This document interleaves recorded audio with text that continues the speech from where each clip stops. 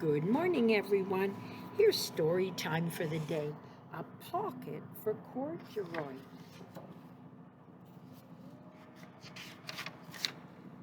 Pocket for corduroy. Late one summer afternoon, Lisa and her mother took their laundry to the laundromat. Lisa carried along her toy bear corduroy. The laundromat was a very busy place at this hour. Now, Corduroy, you sit right there and wait for me, Lisa said. I'm going to help with our washing. Corduroy waited patiently. Then he suddenly perked up his ears. Lisa's mother was saying, Be sure to take everything out of your pockets, Lisa dear. You don't want your precious things to get all wet and soapy. Pocket, said Corduroy to himself. I don't have a pocket. He slid off the chair. I must go find something to make a pocket out of, he said, and he began to look around. First, he came to a pile of fancy towels and washcloths, but nothing was the right size or color. Then he saw a huge stack of colorful clothes in a laundry bag. There ought to be something in there, he said, to make a pocket out of. Without hesitating, he climbed into the bag, which was filled with pieces of wet laundry. The dampness didn't bother Corduroy in the least. This must be a cave, he said. I've always wanted to know what living in a cave would be like. Later, when Lisa looked for her bear, he was gone. Oh, Mummy, she cried, Corduroy isn't here where I left him. I'm sorry, honey, said her mother, but the laundromat will be closing soon and we must get home. Lisa did not want to leave without Corduroy, but her mother insisted. You will come back tomorrow, she said, and I'm sure you will find him. As they left, a young man wearing an artist's beret was taking his wet laundry out of a bag, the very bag Corduroy had discovered. Before he knew it, Corduroy was being tossed together with all the sheets, shirts, shorts, and slacks inside the dryer. But just as the artist was shutting the glass door, Corduroy tumbled onto the floor. How in thunder did that bear ever get mixed up with my things, the artist wondered. Poor Corduroy was damp all over. The least I can do is give his overalls a good drying, said the man.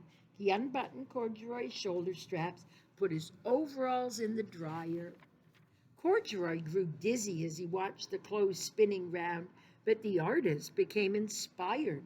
That would make a wonderful painting, he said, and he took out his sketch pad and began drawing swirling colors. I can hardly wait to get back to my studio.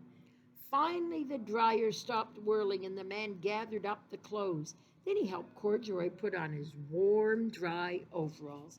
All at once, the manager of the laundromat called, Closing time, everyone out. Corduroy was gently placed on top of the washing machine. I wonder who that bear belongs to, said the artist. He should have his name someplace. He's too fine a fellow to be lost. As soon as the lights were turned off, Corduroy began his search again. He was surprised to see something white glowing in the dark. Maybe it's snow, he said. I've always wanted to play with snow. He accidentally tipped over the open lid box and suddenly was covered with slippery white snowflakes. Gradually, Corduroy began to slip and slide. Oh, what fun! I've always wanted to slide down a mountain. His, he landed paw first in an empty laundry basket.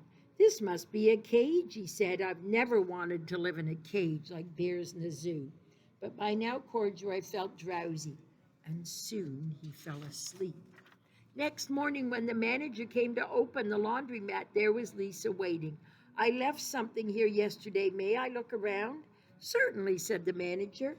My customers are always leaving things. Lisa was searching under the chairs and in the back of the washing machines when she heard the manager call her. Is this what you're looking for, senorita? Yes, yes, he's my best friend, shouted Lisa. She reached in and picked Corduroy out of the basket. So this is where you've been, you little rascal, she said. It's time to take you home. Lisa thanked the manager and ran down the street, holding Corduroy tightly in her arms. I thought I told you to wait for me. Why did you wander away? Well, said Corduroy, I went looking for a pocket. Corduroy. "Why didn't you tell me you wanted a pocket?" said Lisa.